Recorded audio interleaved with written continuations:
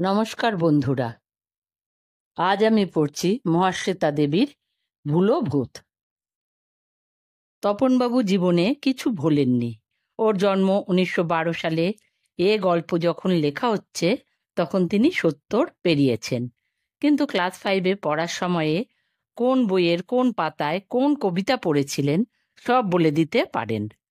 সারা জীবনে উনি একবারও ছাতা ট্রামে রেখে নেমে পড়েননি। বাজার থেকে কি কি আনতে হবে তা ভোলেননি। এসব খুবই ভালো গুণ, তাতে সন্দেহ নেই। কিন্তু সবাই তাকে যথেষ্ট ভয় করে। কেননা কেউ কিছু ভুলে গেলে তপনবাবু বেজায় চটে যান। ভুলে যাওয়াটা ওর মতে সবচেয়ে বড় দোষ। হেন তপনবাবু সেদিন এক ভীষণ বিপদে পড়লেন। ওর নাতি বাবুয়ার বয়স 11, সে আবার বেজায় রকম ভুলো। এই নিয়ে যথেষ্ট বকাবকি করে 108 বার বাবুয়াকে দিয়ে হে রাম আর ভুলবো না বলিয়ে উনি যেই নিজের ঘরে ঢুকেছেন সেই আলো নিভল। চাঁদনি ছিল, ঘরে বেশ স্বচ্ছ একটা আলো আসছিল। হঠাৎ তপনবাবু দেখলেন ওর ঘরে চেয়ারের উপর একটা মাথা ভেসে আছে এবং মাথাটি কাঁদছে। যথেষ্ট ফুঁপিয়ে ফুঁপিয়ে সে কাঁদছে। এর মানে কি? তপনবাবু যথেষ্ট অসন্তুষ্ট হয়ে বললেন, লোডশেডিং হোক বা না হোক, এখন উনি বজ্রাসন করবেন, জল খাবেন, তারপর শোবেন। রুটিনে বাগড়া পড়লে ওর মেজাজ ঠিক থাকে না। আমার ঘরে একটা মুন্ডু কেন? স্যার, আমি বড় বিপদে পড়েছি। তুমি কে হে? আগে আমি এখন ভূত। হা হা হা, কান জুড়িয়ে গেল। আমি ভূত স্যার? বলি ধরটা কোথায়? মনে করতে পারছি না। স্যার একটু শুনবেন? বলো, শুনে ধন্য হই। আমি মানে আমার মাথা তো কাটা গিয়েছিল কি না, মানে ডাকাতরা আমার মাথাটা কেটে ফেলেছিল। কেমন করে? আমি জঙ্গল দিয়ে যাচ্ছিলাম তো। কেন, জঙ্গল ছাড়া যাবার পথ ছিল না? ছিল, তবুও। বেশ, মাথা কেটেছিল বুঝলাম। সেই থেকে যখনই মানুষকে মানে আপনাদের ভয় দেখাতে যাই, ধরের একটু উপরে মাথাটা ভাসতে থাকে। এমন মূর্তিতে এলে কেন বাপু? সেই তো বলতে চাইছি স্যার, আজ আমি ধরটা ভুলে চলে এসেছি। কি বললে? অত ধমকে কথা বলবেন না, আমার ভীষণ ভয় করে। ভয় করে? লজ্জা করে না? লজ্জা? আবার জিজ্ঞেস করছো? মানুষের মধ্যে রাত দিন দেখছি ভুলো স্বভাব, অপদার্থ। ভূতের মধ্যেও সেই স্বভাব? ধরটা ভুলে চলে এসেছো? হ্যাঁ স্যার। তার মানে যখন জ্যান্ত ছিলে তখনও এমনি ভুলোই ছিলে? নিশ্চয়ই তাই হবে। হ্যাঁ স্যার। মুন্ডুটি গভীর অনুশোচনায় কাঁদতে থাকে। সে এক দৃশ্য বটে। কাঁদতে কাঁদতে সে বলে, কিছু মনে করতে পারছি না স্যার। কোথায় রেখে এলাম ধরটা আসলে? আজ যে আমার মানুষকে ভয় দেখাবার কথা তাই ভুলে গিয়েছিলাম। বটে? এতক্ষণে তপনবাবু গভীর কৌতূহল হলো। বলতে কি, এই প্রথম তার মনে হলো যে ভূতেদের বিষয়ে তিনি কিছুই জানেন না। সন্ধ্যাবেলা লেকে হাঁটতে যান, তার কয়েকজন বন্ধুও আছেন। তাদের এসব কথা বললে তারা অবাক হয়ে যাবেন। ভয় দেখাবার কি দিনক্ষণ থাকে নাকি?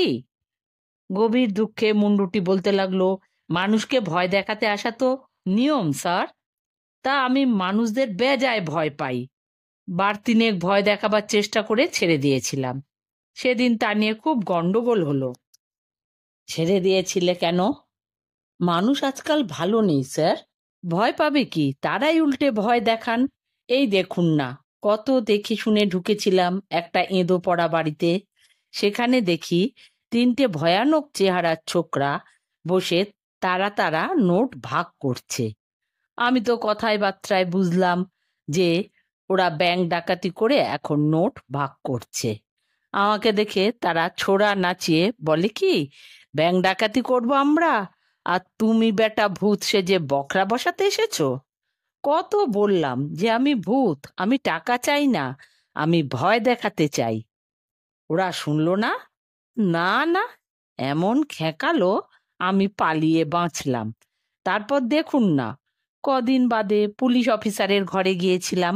যথেষ্ট বন্ধুভাবেই বললাম, ব্যাংক ডাকাতরা কিন্তু অমুক জায়গায় আছে। সে কি বলল? আমলই দিল না। সে কি জঘন্য ভাষা!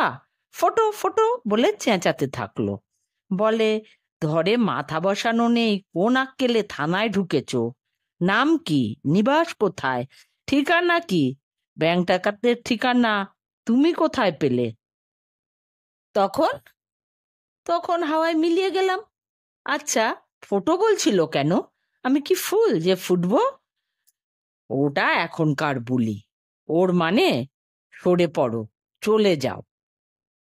দুবার এরকম হলো যখন, তখন আমি বেজায় মুষড়ে পড়লাম। কিন্তু আমাদের ইউনিয়নে এখন সব চ্যাংড়া ভূত। ইউনিয়নও করা হয়। কড়াকড়ির কি আছে স্যার? ভূত হলেন যখন, তখনই আপনি এ ইউনিয়নের লোক। একটা ইউনিয়ন না অনেক? একটাই। চ্যাংড়াগুলো অসম্ভব গোলমাল করে। তারা বলল, তুমি ভয় দেখাতে যাবে না? মজা পেয়েছো? যত বলি, ওরে মানুষ আজকাল ভয় পায় না, কে কার কথা শোনে। তারপর কোথায় গেলে? আপনার বাড়ির উল্টো দিকে, ওই তেতলা বাড়িতে। সে এক দজ্জাল মেয়ে মানুষ বটে। ভয় পাওয়া দূরস্থান, সে বটি নিয়ে তাড়া করলো। ওখানে গিয়েছিলে কেন বাপু? বোসবাবুর গিন্নি নাম করা দজ্জাল। তারপর আমি একেবারে বেঁকে বসেছিলাম। আর আমি ভয় দেখাতে যাব না। মানুষ এখন খুব খারাপ হয়ে গেছে। ছোট ছেলেরাও ভূত দেখলে ভয় পায় না। কি শুনলাম, ভয় দেখাতে না বেরোলে আমাকে একঘরে করা হবে। তাতে কি? ভূত হয়ে ভূতের সমাজে থাকতে পাবো না, এটা তো খুবই অপমানজনক, নাকি বলুন? ওরা সব বলেও দিল, অমুক জায়গায় যাও, ওই ঠিকানায়। সেখানে যাবার পথেই ধরটা ফেলে গেলাম। না, সেখানে গিয়ে তবে এলাম, কিছু মনে করতে পারছি না, সব ভুলে গেছি। সেখানে গিয়েছিলে? মনে হচ্ছে গিয়েছিলাম। সে কোথায়? মনে নেই স্যার। তা আমার মনে হয় তোমার এখন ফুটে যাওয়াই ভালো। তোমার সমস্যা খুবই জটিল, কিন্তু এ সমস্যা বিষয়ে আমার কিছুই করার নেই। স্যার, আমি কি ধর ছাড়া ফিরতে পারি? শুধু মুন্ডুকে কেন ভূত সম্মান করবে? এ তো মেলা জ্বালা হলো। রাস্তার নামটা যদি মনে পড়তো। হ্যাঁ স্যার, আগে যার যা ইচ্ছে হতো তাই করতো। এখন খুব কড়াকড়ি। প্রত্যেক দিন প্রত্যেকে কোথা যাবে, কার বাড়ি যাবে, সব জেনে বেরোতে হয়। এ তো মানুষের কাণ্ড নয় স্যার, যে যার ইচ্ছে যা তাই করবে। আমরা খুব ডিসিপ্লিনে থাকি। কিরকম ডিসিপ্লিন? সব কথা তো বলা যাবে না স্যার, তবে কিছু কিছু বলতে পারি। আমরা যারা ভূত তারা বাধা ধরা এলাকায় ঘুরবো। যেমন আমি কলকাতা থেকে ক্যানিং এর মধ্যে থাকবো। আবার যারা ধরুন শাকচুন্নি বা মেছো ভূত, তারা থাকবে গ্রামে। এসব নিয়ম কেউ ভাঙে না। কে ভাঙবে তা বলুন? পুচকে ভূতেরা রাত 10টা বাজতেই ফিরে যাবে, এও একটা নিয়ম। মানুষদেরকে এত কথা বোঝানো মুশকিল। তোমার এই ভুল সারানোর দাওয়াই ভূতের রাজ্যে নেই? না স্যার।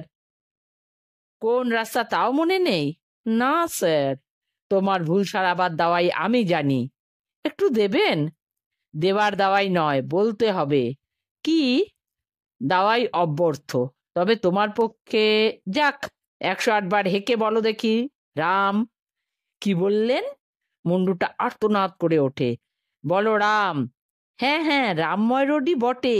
গলার শব্দ তীক্ষ্ণ হয় এবং মুন্ডুটি মিলিয়ে যেতে থাকে। রামময় রোডে যাবে বলে তাই ভুলে গিয়েছিলে? তপনবাবু যথেষ্ট হেঁকে বলেন। মুন্ডুটি কি যেন বলে, তা বোঝা যায় না, এবং আলো জ্বলে ওঠে। তপনবাবু ভালো করে দেখে নেন ঘরটাতে। না, কোথাও কিচ্ছু নেই। এবার বজ্রাসন করে জল খেয়ে শুয়ে পড়া যাক। কাল সকালে গল্পটা বলতে হবে। নাতিকে আর ধমক ধমক দেবেন না তপনবাবু। ভুলে যাওয়াটা বোঝা যাচ্ছে একটা গুরুতর ব্যাধি, রীতিমতো গুরুতর।